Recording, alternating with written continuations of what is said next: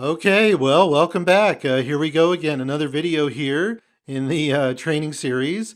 Great to be talking to you.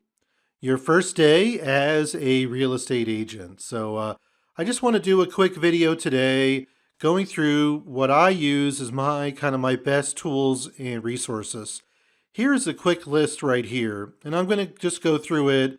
And like I said, a very straightforward video, but I get a lot of questions about some of these items, some of these resources, and kind of what I use. So I'll just kind of go through this rapid fire. The first thing I want to recommend is that you definitely want to get an accountant. Most of us are going to get a W-9 from our broker. We are not W-2 employees where the managing broker is going to take out our taxes and withholding and everything. So we run our business basically like a business. So you need to get a LLC set up, talk to an accountant, get a referral from your managing broker, maybe some of the other agents in your office. One thing I do recommend is to get an accountant who has experience working with other real estate agents. The other thing I use a corporate credit card, and I try to run all my expenses through my business on this one corporate credit card. It just helps me during tax time when you're tracking all your expenses, and I can just get a annual report, an annual statement of that credit card, and it'll show all my expenses. Now, you're not going to be able to run all your business through that credit card, but again, it's just another tool that you could use. I also use a company checkbook, and I've got a carbon copy. So all the checks that I write during the year for my business, I can keep track of what I wrote a check for. And again, when you're doing your taxes, you just want to make it simple because you don't want to go tracking all this stuff down. I use a good contract writing software program and web-based, internet-based, and this is where you're writing your contracts, your listing contracts, your offers, doing your everything you do that you need to do as a realtor. And the one I use through my MLS, and I can use it anywhere. So if I travel, I can just hop on the internet and I can get to my contract writing software. And this is something that's a part of my MLS and I don't have to pay extra. So really pretty cool. An electronic signature program. I use DocuSign. I don't get paid to say that, but I've used DocuSign for a few years. There's different programs out there. You have to have an electronic signature program because you're dealing with your clients. Everybody's busy. It's really hard for people to come into your office to sign a contract, to sign an addendum, to sign an inspection resolution, whatever it is. And then you're also dealing with people out of state. And then also the people that you work with locally, they travel for business. So you need to be able to do it through email. Again, very straightforward. And you just can't live without a good electronic signature program. Document scanner. We don't do faxes anymore. I did faxes back in the day when I was in sales. In fact, when I first started in sales, we didn't even have fax machines. But you need a good document scanner because some of the documents you're going to sign, they are going to be hard copy, and you need to be able to email back and forth. And there's some other documents you're going to have to send through the email. So have a good document scanner. Most offices will have this, and my office has a good one. Now for software, I've talked about this I think before, but WordPress.org, you need to have this for your blog and your website. You can get plugins. Plugins allow you to customize your website. Now I'm making a big point about this because I used to have on my Realtor website, movetocalo.com, I had a WordPress.com website, and that was not working at all because I couldn't do any plugins, I couldn't customize it, I couldn't do the contact form, the opt-ins. So you definitely want to have a WordPress.org, a lot of tutorials on YouTube, how to use the program. GoDaddy has a lot of resources. I bought my WordPress.org setup through GoDaddy, a one-year program for a basic managed WordPress site, and you can even get a free domain, free URL. Dropbox. This is just a tool to be able to transfer documents back and forth, and pictures as well. I use this if I'm helping a buyer from out of state and they want me to go preview a home for them. And I'll take like a bunch of extra pictures in addition to what's in the MLS. And then I'll just drop the pictures into the Dropbox. And then my client could take a look at them. MailChimp. MailChimp is the program that you use to build your email list, especially your sphere and people that opt in to your newsletter and market reports on your website. You can get up to 2,000 contacts for free on MailChimp, and I don't have a ton of contacts, so this works perfectly for me. And the emails that you send through MailChimp are very professional, very sharp looking. If you're on my author, podcast email list, you'll see what they look like. If you want to get on that email list, email me or just go to my website, mariojan.com, and then you could opt in and you could see what those emails look like. A good printer service for your postcard mailers, for anything that you want to send out hard copy to people. I use Express Copy, and I use a design writing program through my Remax corporate website, and that is a good way to do it. But you want to make sure you have a good printer service, something that's reasonable, that can print. And the way I do it is, I think I talked about it before, I just have the printer and I give them the addresses. They print the addresses on the postcards and then they mail it. So I don't have to touch anything nowadays. Makes it very, very easy. Just some simple tools. You need a good tape measure to measure room dimensions for buyers and definitely for sellers, listings. A compass app on the phone to know the orientation of the house. I'm not a big app guy, but this is a good tool that I use. A clipboard. I'll print out the sheets, especially when I'm taking buyers. Give them a pen and they can make notes as we go. And I use my own clipboard.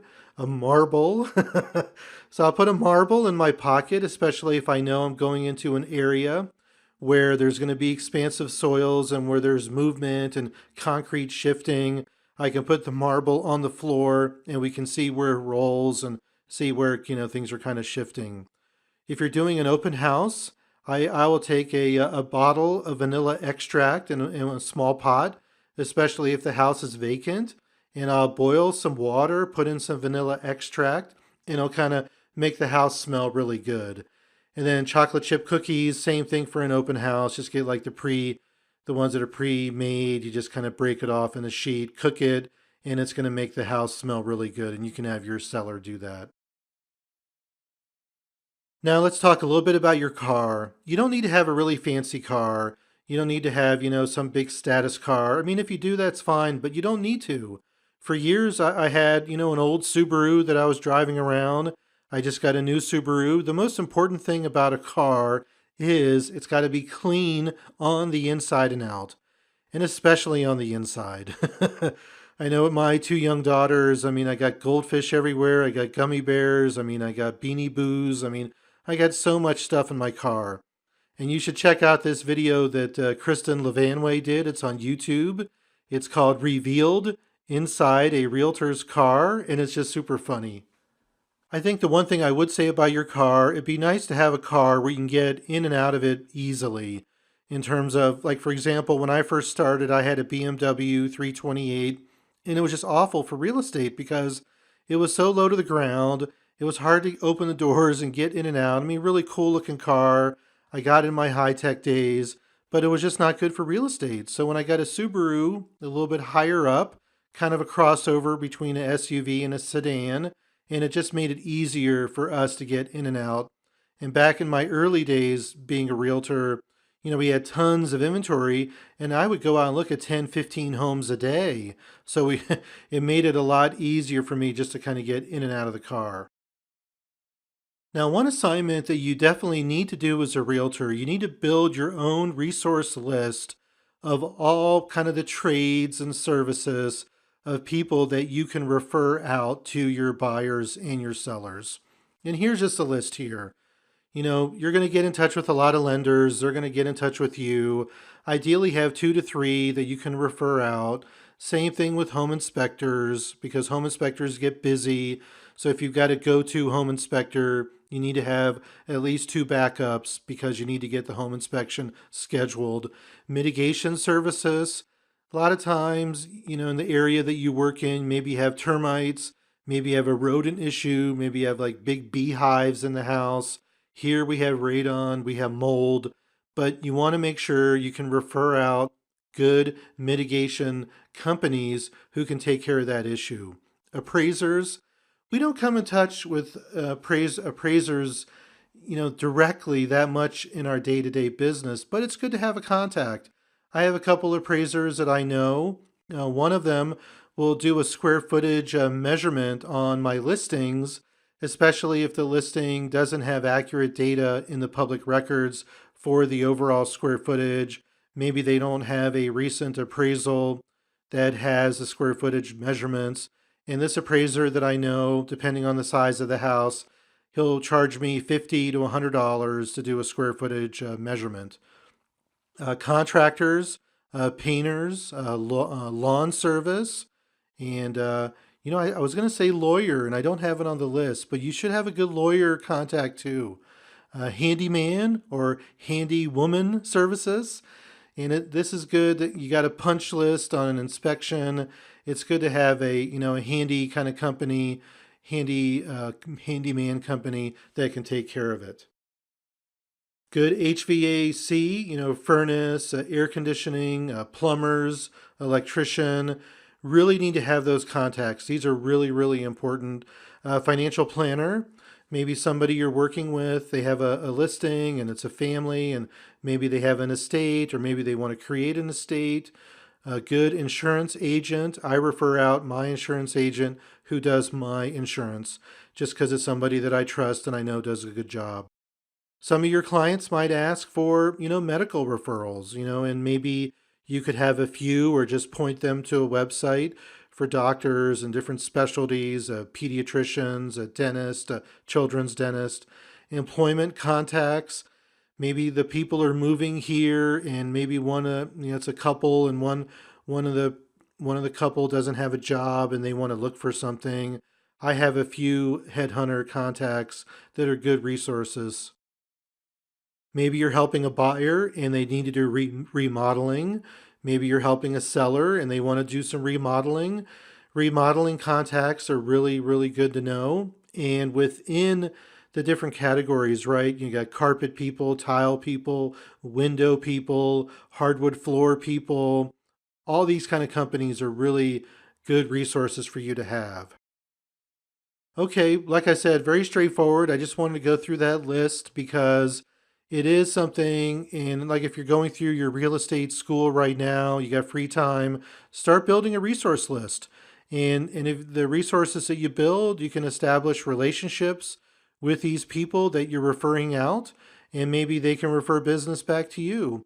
And then you can start researching some of the other programs that I talked about. And here's my email. If you have any questions, feel free to email me, give me feedback. Let me know how it's going here. Let me know how it's going for you.